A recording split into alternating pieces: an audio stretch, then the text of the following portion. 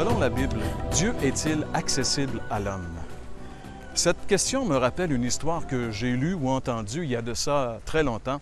C'était l'histoire d'un père qui voulait expliquer à son petit garçon cette grande vérité de l'incarnation, c'est-à-dire que Dieu est devenu un homme. Il essayait de trouver des mots pour rendre ce concept abstrait vraiment accessible, mais il avait énormément de difficultés.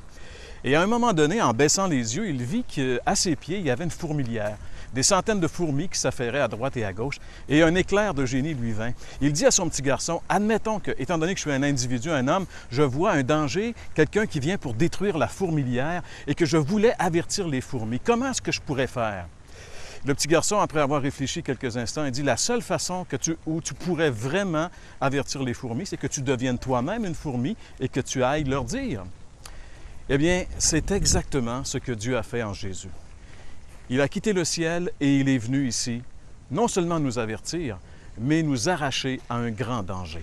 J'aimerais lire avec vous un passage dans les Écritures. Dans l'Évangile de Jean, chapitre 1, les versets 1 et 14, nous lisons, « Au commencement était celui qui est la parole de Dieu. Il était avec Dieu, il était lui-même Dieu. Celui qui est la parole de Dieu est devenu un homme et il a vécu parmi nous. » Oui, Dieu s'est fait chair et il a habité parmi nous. Et contrairement à l'histoire des fourmis, justement, Jésus n'est pas venu seulement pour nous avertir d'un danger, mais pour nous en délivrer. Nous délivrer du plus grand de tous les dangers, le jugement de Dieu qui va frapper les hommes. Jésus nous en a délivrés en prenant lui-même ce jugement sur la croix, en portant nos péchés et en mourant à notre place.